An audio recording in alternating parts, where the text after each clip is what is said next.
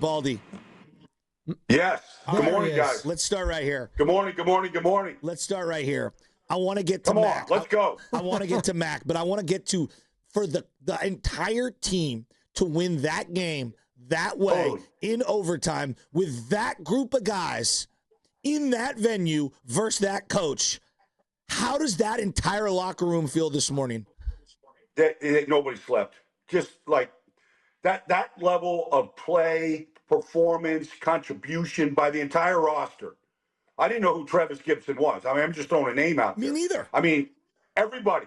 I mean, he recovers the fumble, right? I mean, everybody contributed. That's why football is the greatest game. It took everybody, guys that we didn't know, guys from the practice squad, rookies. Like, it was an unbelievable effort. And I think all of you, I think, Joe, like, I think you probably felt the same way. You're just like, it's just the Rams, they're going to come. They're going to keep, they're just too good. They're going to come. They're going to finish this out. It's going to be a disappointing loss, but it'll be, it'll be some sort of mercy in that. And they just wouldn't let them get over the top, man. It was unreal. Yeah, and I thought that the full Kyle Shanahan, like the whole character was on display. The brilliance, the play designing, every single aspect you love, the philosophy on offensive line, which is going to get our quarterbacks killed every single week, which drives me crazy. You can't run the ball. You get tight at the end of the game. You blow a lead, and you find a way to win. Like, it was the full gamut of the Shanahan experience, and I'm left going, this guy, as much as it drives me absolutely nuts, I love him. I thought they won this game in the first half with the way that they controlled the ball and scored touchdowns. No doubt. I mean, you're playing, you go right down the field and you score. I mean, it's a home game. Obviously, 49er fans just filled that arena like they do. Like, that helps. But the opening drive was brilliant. Mac Jones was brilliant. Again, Kendrick Bourne. I mean, are they going to make a Bourne Identity? Yeah. Is there going to be a sequel? Is Matt Dame, who's playing Kendrick Bourne? Like, who was that guy out there? It was unreal. I mean, that was an amazing performance. He was the best receiver on the field. But Baldy, he dropped a third down pass, which would have gotten them into field goal range. On third down, it would have probably moved the sticks. Yeah. And Mac Jones ran over to him as they're coming off the field and put his arm around him and, like, hyped him up. And then from that point on, Bourne was his number one guy outside of Tonjes and CMC. I mean, you think about later on in the game, 3rd and 1, right? I mean, this was the game of 1 yard. Like, who could make the yard?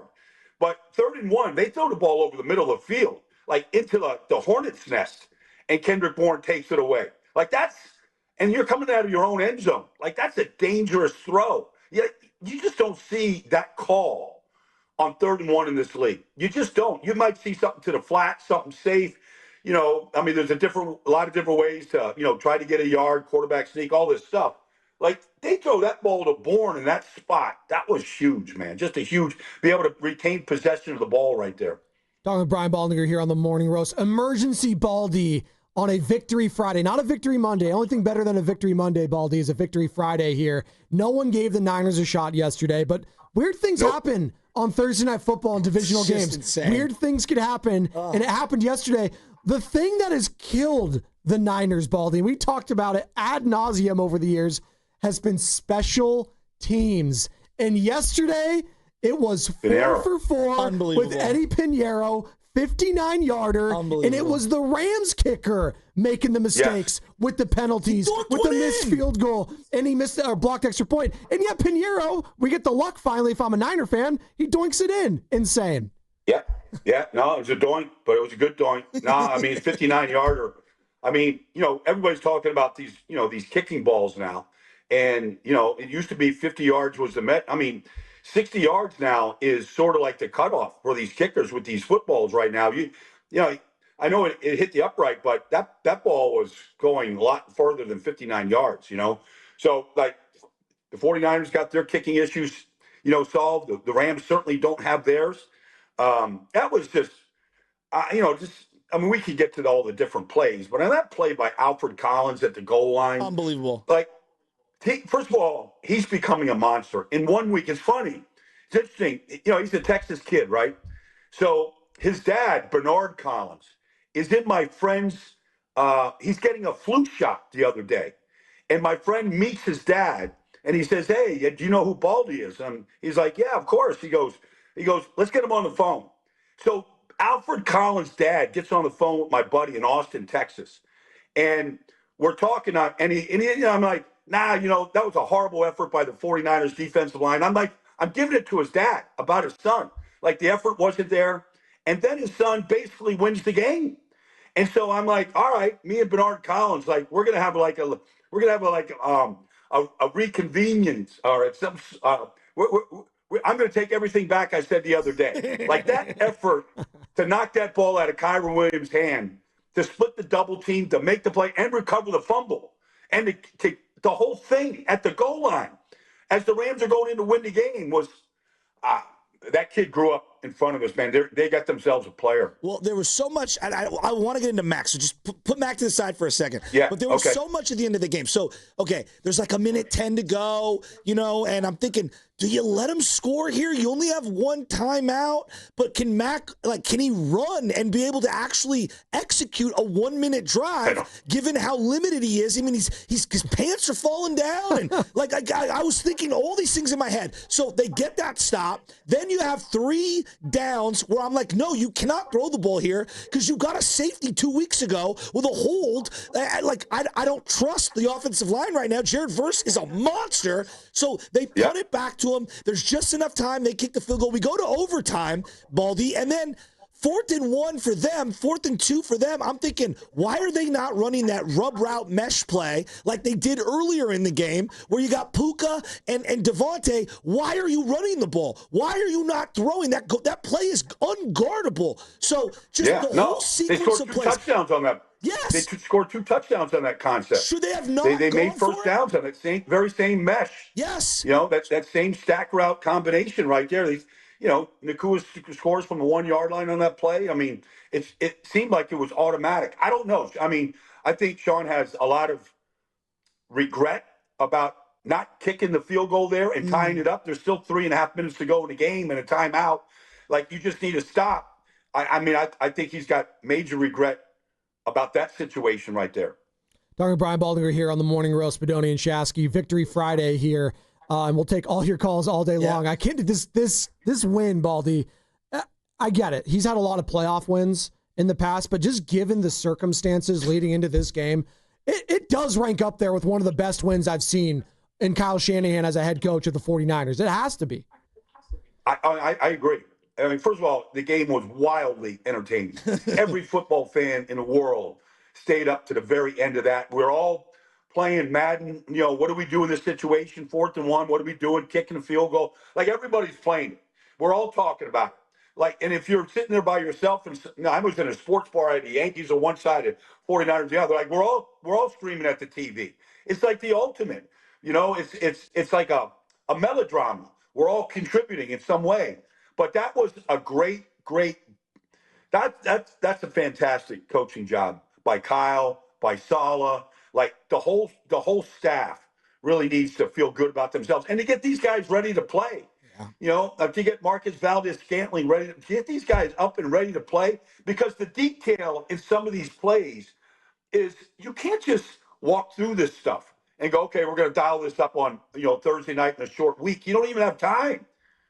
And so I just think to be able to get all those plays in, to rehearse them, to execute them when you have to, even the McCaffrey touchdown, like out of that shift on at the 1 yard line there, just to get Tongas, McCaffrey, Juice all lined up, and then to see Mac Jones execute that thing perfect, like that's precision right there. Yeah, I thought Mac Jones, boy, I mean, look. You can never, when these guys are coming out, you can't really evaluate from my couch, neck up and inside the heart. The real true grit and courage and toughness of a guy. I mean, he had to have won over America last night. Forget Niner fans. Pre-snap, identifying where to go with. Post-snap, the footwork was brilliant. The toughness was on display. Perfect ball placement, Baldy, over and over. Really only one no throw over the middle of the field. He stretched the field beyond the numbers down the field. I thought he took what the defense gave him. He was unbelievable last night. I mean, I got goosebumps thinking about it. I'm so blown away by Mac Jones. He's a perfect fit for Kyle's offense. Well, I honestly thought that the 49ers were going to draft him when they drafted Trey Lance. I thought they were taking Mac Jones. I thought he was the perfect fit. I don't know how many years ago 4 or 5 years ago.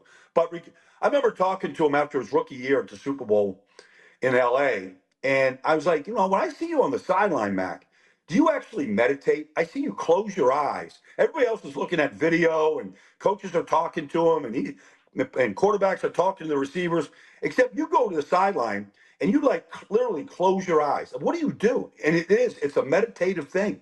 He clears his head. He took the shot from Byron Young in the third quarter. I mean, it's a rib shot. I know all parts of his body is hurting today. He took a shot to the ribs. Most guys aren't surviving that shot. They're just not able to move. And he barely was, but he's still quarterback sneaking. He's still making these throws. Just a gutty performance. But they needed every bit of it in order to win that game. We'll get into, and again, it's on First Take. It's ever right now. Everyone wants there to be a quarterback controversy. I'm not going to say there's a quarterback controversy. One of the guys is making $260 million. The other one's not. But I'll say this, Baldy. There was a setback, and your colleague over at NFL Network, Ian Rappaport, reporting it yesterday. There was a setback with Brock Purdy in his foot, in his toe, and he's going to be week to week going forward. Does that win yesterday and the level that Mac Jones is playing at afford Brock to rest for not one, but maybe a couple more weeks going forward? Well, you got a 10-day rest here, so we'll see how it goes. Brock's the starter, but I mean, does anybody have a better backup quarterback in this league than what Mac Jones is doing? I mean, he's won 2 out of the 3 games he's won at the very end. That performance yesterday might have been the best of his entire career.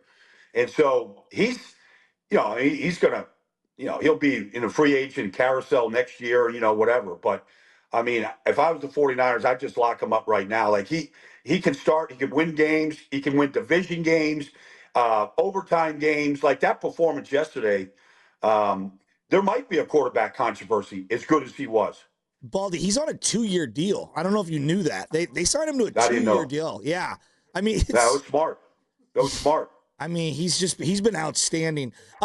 When I watch the offensive line, let me ask you this question, because during the middle of that game, I'm like, Max hurt again. He's lying on the ground. I didn't know he had cramps, but I'm thinking to myself, Jared Verse is unreal. I mean, he is unreal, lining up everywhere. He's an animal. Oh, he's unbelievable. Yeah. And I thought McKivitz did a good job in the first half against him. But as Mac is lying on the floor, I'm saying to myself, oh my God, if Shanahan does not draft 2 offensive linemen in the first 4 picks of this upcoming draft, I'm going to run him out of town. Is it philosophy? Is it the players? Is it the style of play? Is it the scheme? Why do our quarterbacks take so much punishment with Kyle at the helm as the coach? Is it they're not investing in the position in draft capital? Give me your opinions here, because Niner fans are losing their minds about the quarterback taking so many hits. Yeah, well, it's been going on. I mean, you go back to, NFC Championship game and Brock Purdy, getting his elbow mangled by Hassan Reddick, and you're like, why is my tight end blocking Hassan Reddick? I mean, they have a lot of deep routes. They call a lot of deep shots. The quarterback holds the ball a lot. They like to get 5 guys out. There's different philosophies on how to protect. You get 5 out. You can't bring everybody. You got to cover at least 5. And so there's different philosophies, but I mean, this has been going on now for most of 10 years here. So it's a legit question, because they do take a lot of hits. So would you they have to invest in the draft for linemen, right? I mean, that's where I'm going with this, because we're going to be talking quarterback health the rest of the way. Look at the other team you're competing with right now. Immediately in the division in Seattle. I mean, there's Charles Cross, 1st-round pick. There's Big Abe Lucas. There's Graves Abel, 1st-round pick. first round pick on a guard. Like and here they are. It's going to be a heck of a competition like throughout the year between everybody in that division. But they invested heavily in that position, and it's paying off for them right now. Baldy, and we appreciate your time this morning. Emergency Baldy here on a Friday, a victory Friday for the Niners. One more on your way out. What did you make of Christian McCaffrey's performance? I mean, this guy has had no holes to run through. He's been working with like kind of a new offensive line. He got a new left guard. He got injuries all over the place. You're averaging like 2 yards a carry. But the receiving game, I mean, this guy, I truly believe it, Baldy. If he wanted to be a full-time receiver like his brother is, Luke McCaffrey, he could be one of the best slot receivers in the NFL. No, there's no question. I mean, when he goes in the slot, the routes that he runs are every bit as good as Amon-Ra St. Brown, anybody in this business like that. So, but he's given it everything he's got right now, everything. And so I still believe there's big runs that are coming. They got to keep fighting through it. But, he had 31 touches yesterday. Like, you can't ask anything more from what he did. And, everything from the blocking to the effort to the catches to extending plays to fighting for every blade of grass. You can't ask for anything more. I said it had to be a Christian McCaffrey game. Now, I didn't know Kendrick Bourne, could have that kind of a day.